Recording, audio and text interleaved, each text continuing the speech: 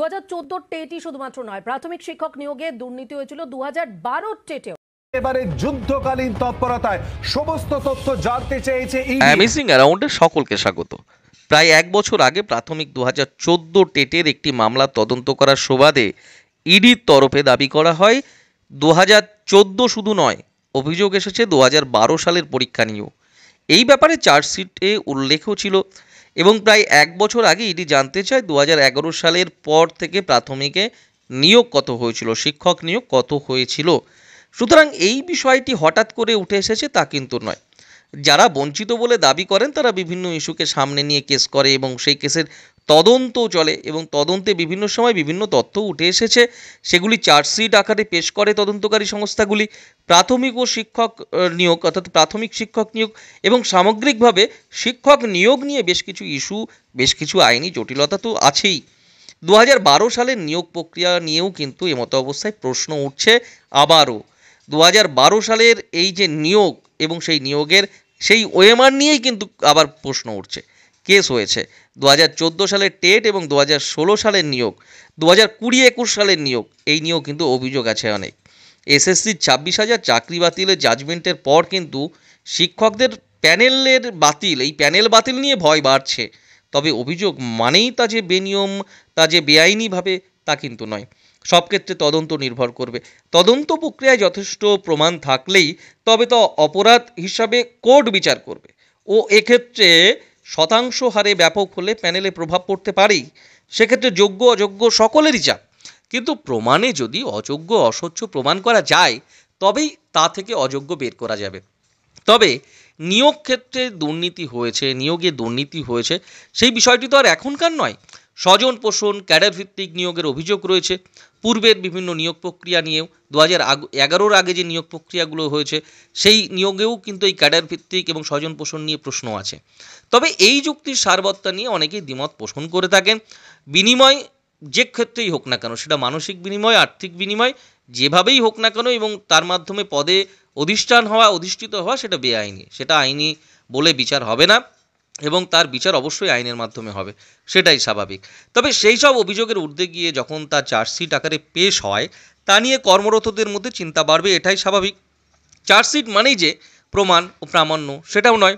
বিচারে সেটা যদি বাদী বিবাদী পক্ষের যুক্তিতে সিদ্ধান্ত হয়, জাজমেন্ট আসে, তবেই সেটাকে কিন্তু ধরে নিতে হবে। তবে শিক্ষক নিয়োগ নিয়ে এত অভিযোগের কারণে এই পেশা যে কালিমা লিপ্ত হচ্ছে তা কিন্তু স্পষ্ট। জাজমেন্ট না আসার আগেই বিভিন্ন ইস্যুকে নিয়ে দোষারোপ করা ঠিক নয়, সার্বিক গোষ্ঠীকে তো বলা যাবেই না।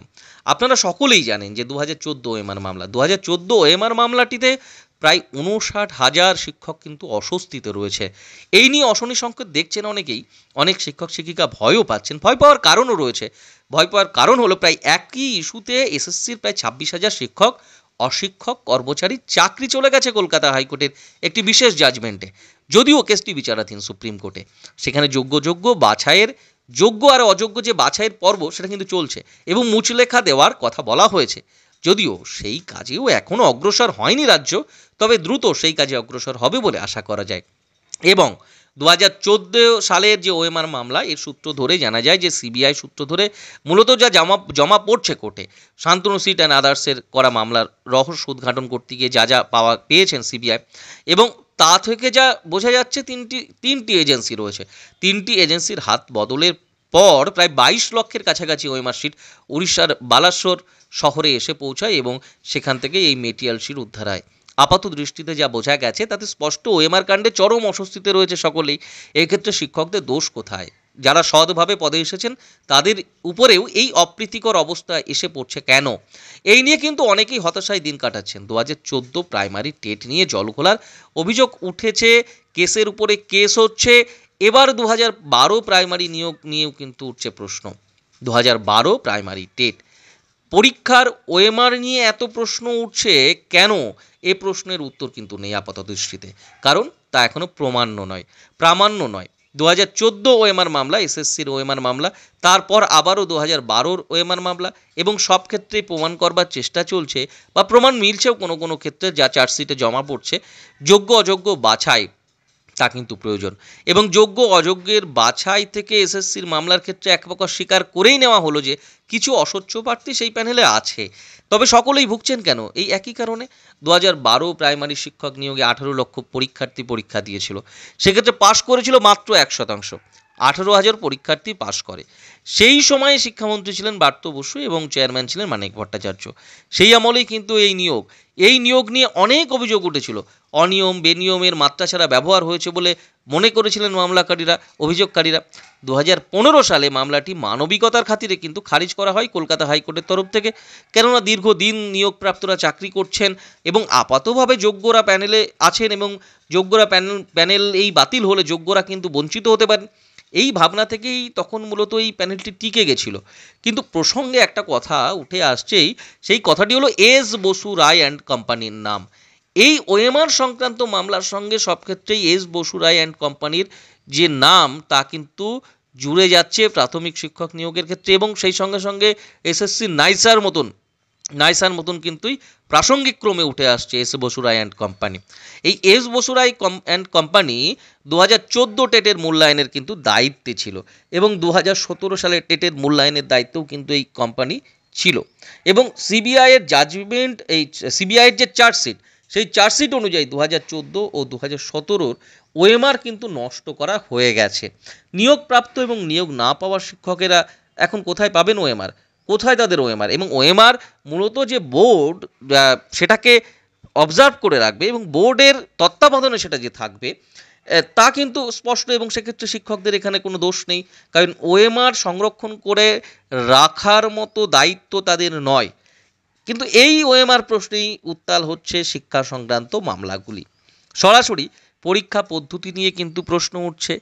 2012 পরীক্ষার ওএমআর নিয়ে সিবিআই তদন্ত শুরু হয়েছে এবং বোর্ডের কাছে যে ওএমআর কপি নেই তা স্পষ্ট করেছে বোর্ড। তবে বোর্ডের কাছে একটা ওএমআর কপি অবশ্যই আছে, এডিটেবল স্ক্যান কপি আছে। ডিজিটাইজড কপি যা এডিটেবল নয় সেই কপি কিন্তু নেই। সুতরাং 2012, 2014, 2017 পরীক্ষা পদ্ধতিতে স্বাভাবিকভাবেই প্রশ্ন তুলছেন মামলাকারীরা, অভিযোগকারীরা, চাকরি প্রার্থী যারা রয়েছেন। অনেকেই আরটিআই করেছিলেন কিন্তু কোনো সেই অর্থে রেসপন্স পাওয়া যায়নি বলেই জানাচ্ছেন, এবং শান্তনু সিট অ্যান্ড আদার্স এর মামলাটি আগামী 2রা জুলাই উঠতে চলেছে। 2014 টেট ওএমআর মামলাটি শিক্ষকদের পক্ষে যে খুব ভালো অবস্থানে রয়েছে তা কিন্তু স্পষ্ট করে বলা যায় না। অনেকেই ক্যান করে যুক্ত হয়েছেন এই মামলার সঙ্গে, এবং সার্বিকভাবে এই মামলাটি 2017 সালে শিক্ষক নিয়োগ এবং 2020-21 সালের যে শিক্ষক নিয়োগের ওপর প্রভাব ফেলছে তা বলাই যায়। সেক্ষেত্রে ওএমআর প্রশ্নে 59,000 শিক্ষক প্রশ্নের মুখে রয়েছে। যোগ্য অযোগ্য বাছাই না হওয়ার আগেই তাদের সামাজিক ক্ষেত্রে কিন্তু প্রভাব পড়ছে এই মামলার জন্য। তবে 2014 টেট, এই 2014 টেটের ওএমআর মামলাটির হিয়ারিং হওয়ার আগেই কিন্তু 2012 সালে যে মামলাটি উঠতে চলেছে এই মামলাটি কিন্তু উঠবে, এবং জুন মাসেই এই মামলাটি হিয়ারিং হতে পারে বলে সম্ভাবনা রয়েছে। তবে জুলাইয়ের 2 তারিখ 2014 টেটের মামলাটি উঠতে পারে। 2012, 2014, 2017 সালের পরীক্ষাকে কেন্দ্র করে ওএমআর মামলা কিন্তু চলছে, বাদ গেল না সেই অর্থে 2012 সাল। সেই 12 সালের শিক্ষক নিয়োগ প্রক্রিয়া নিয়েও একাধিক প্রশ্ন। এক্ষেত্রে এস বসু রায় কোম্পানির নামটি কিন্তু উঠে আসছে নাইসার মতো করেই অভিযোগ করছেন মামলাকারীরা এবং সিবিআই, যাদের মাধ্যমে এই ওএমআর বিভিন্ন কারচুপি নিয়ে তদন্ত চলছে। তো সেক্ষেত্রে বিভিন্ন অভিযোগ তো রয়েছে, বিভিন্ন প্রমাণ রয়েছে। সুতরাং এই নিয়োগের প্রক্রিয়াতে টেন্ডার ছাড়া এই কোম্পানিগুলির অবস্থান যেমন রয়েছে, তেমন ওএমআর নিয়ে যাবতীয় প্রশ্নের উত্তর এই কোম্পানি দ্বারা দেওয়া সম্ভব বলে অভিযোগকারীরা মনে করেন।